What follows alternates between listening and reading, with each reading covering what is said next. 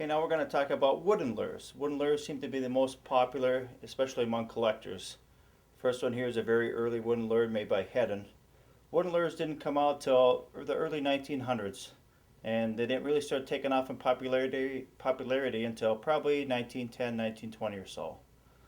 The second lure is kind of beat up, and one thing with the wooden lures is they can scratch and get damaged when fish bite them.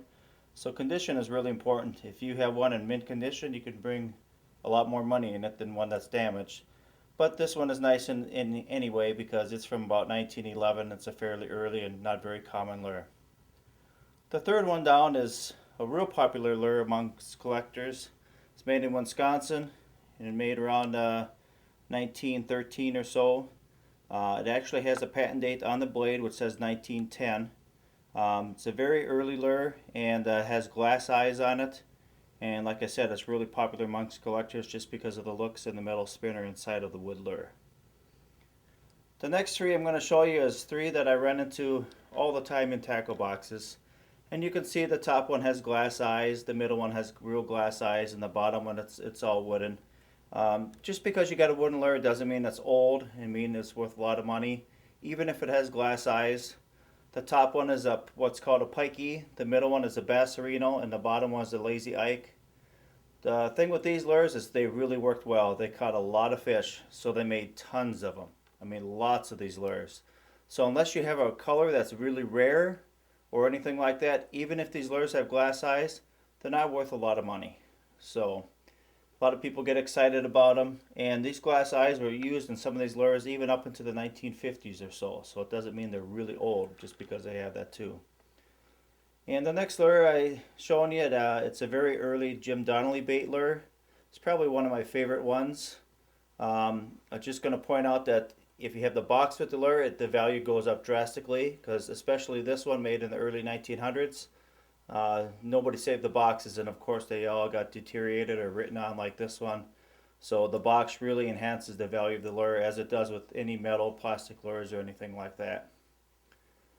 Just to the right of that, there's kind of a yellow lure, and this one here is just having it in here because this is actually imitation wood lure. It's actually one that was made fairly recently, and it's probably made overseas or something like that.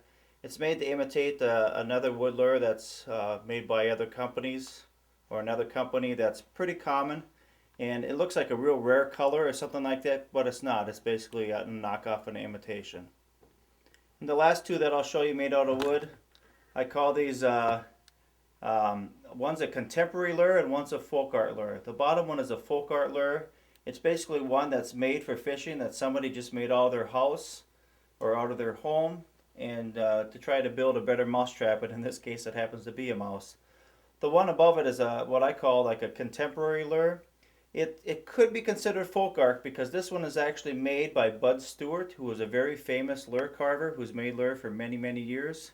And this is one of his that he made, but he basically made it for collectors so that they could buy it from him. And even though this one is not real old and it's contemporary, it still can be worth quite a bit because a lot of people like Bud Stewart lures. And then the material that lures are made out of, which is probably the most common, is plastic lures. The one on the left here is a wooden lure that's actually a mouse colored and styled lure, and the other one on the right is actually a frog colored lure, both made by the same maker, just one is wood and one is plastic. A lot of companies, if their lure was popular in wood, probably around right after World War II or around that time frame, they switched their lures to plastic, which are easier to manufacture.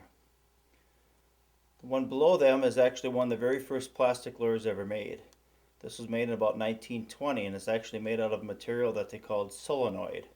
Another word that they used a lot when plastic first came out was pyrrolin. This one actually has real yellow glass eyes and is a fairly uncommon lure just because they didn't make too many of them.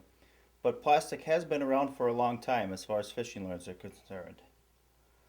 The next one down, we're going to talk, the next three pictures or piles of lures I'm going to show you have to do with the river runt, the Hedden river runt. The very first plastic lures that came out could be unstable and they could have a chemical imbalance in the lures. And with a lot of these, just because of that, over time the lures would crack or crumble, and in this case it's just even split right in two. The bottom lure is one that's actually still intact, and the bottom one is one that has been damaged or just deteriorated over time. And this is quite common, especially amongst some big lure companies until they got the chemicals straightened out in their plastics. We pan over to the right and we'll talk a little about the head and river runs. Just showing you an example of a fishing lure that had many different varieties. Some sunk, some floated, some were weedless, things like that. One thing I want to point out is color is very important with these. For example, you look at the bottom fishing lure, which is the biggest head and river runt, and you look at the top one. The size doesn't make too much difference, but the top one, just because of that color, it's a rare color, it's worth probably at least 10, maybe 20 times more than that bottom one. We'll pan up to the lures right above that. And these are two lures that look like head and river runts, but they're not. They're actually imitations, or they look fairly similar. One thing about the head and river runts, they always put the name on the bottom of the fishing lure. So that's one way to tell them apart. A lot of imitations with plastics because they're just easier to duplicate than wood. So scroll to the right. People think they got a plastic lure is not worth any money. Some plastic lures can be worth even more than wooden lures, even if they're not very old.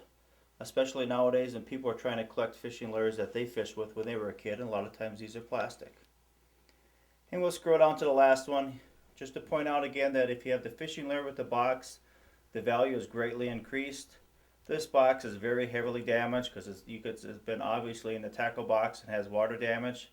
But just because this is a very rare plastic lure and with the box, the value is increased quite a bit. Hello, this is Mark from retiredlures.com. We're going to talk about minnows with propellers on them. There's many different types of minnows that have propellers on, and we're going to show some of the earliest ones and some of the latest ones. The first one we're going to look at is actually one of the very first ones made. It's from about 1903. Has 5 treble hooks on it. One way that you can tell that it's a real early one is looking at the eyes. It has glass eyes. And the glass eyes are all solid yellow, which is only used in the very earliest lures. And also if you look at the hardware, like where the hooks are attached and things like that, they're like a brass color. They're actually made out of brass, and that was typically only used at the very early lures. Look at the next one, and this was actually one made by Winchester. And one way that you can tell this lure apart from the previous one, it's a little bit later. It's from about in the 1920s. It still has glass eyes, but they're not solid yellow, and the props are a little bit different, so you can tell there's a little difference in the lure itself. The third one is actually a red one made by Heddon, and I have it upside down here so that you can see there's one belly weight on the bottom. The first 3 lures that I showed you were actually underwater minnows, and they were only made until most of them were probably only made until about the 1930s at the latest. This one has 1 belly weight, and if you look really closely where you tie your line on the front of the lure, that's actually made out of brass, while the rest is kind of a nickel material. So it still is a fairly early one. It's probably from around, probably a little bit before 1910. The fourth one we'll look at says injured minnow right on the front side of it. And this one is actually made by Creek Chub. And I'm going to turn it a little bit here. And you can see this one is not an underwater minnow because there's no belly weights in the bottom. These are the most common ones that you see at present day. And they come around, or they started manufacturing those in the 1920s. And this one has glass eyes, but doesn't mean it's necessarily really old because these are made until probably the 1950s and 60s with these glass eyes. And we'll pan over to the 5th one here. This one is also a surface minnow, and this one is heavily damaged, but this one is a fairly uncommon one because they only made a few of these lures, so it's probably a little bit more valuable even than the Creek Chub, even though there's a lot of damage on it. The one right above it, this one, it looks like it has glass eyes on it, but it does not. They're actually tech eyes, which means they got a little nail inside the lure, and they're painted to make it look stick out a little bit and look a little bit more lively. These come a little bit later, and these were probably popular in the 1950s or so.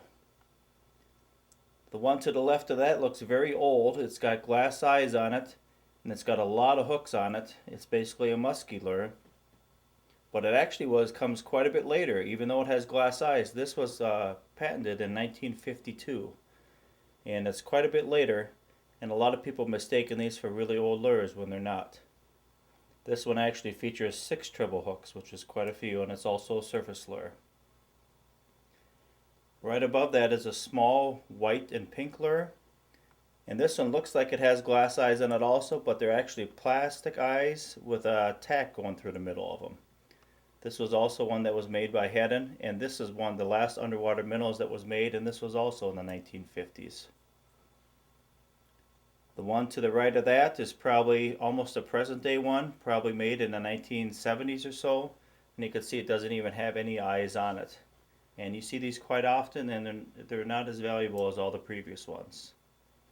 And the very last one, even though it's made out of wood, it's basically a present day one. And it basically just has a painted eye, and you can see the quality even does not look as good as the previous ones. For more information, check out www.retiredlures.com.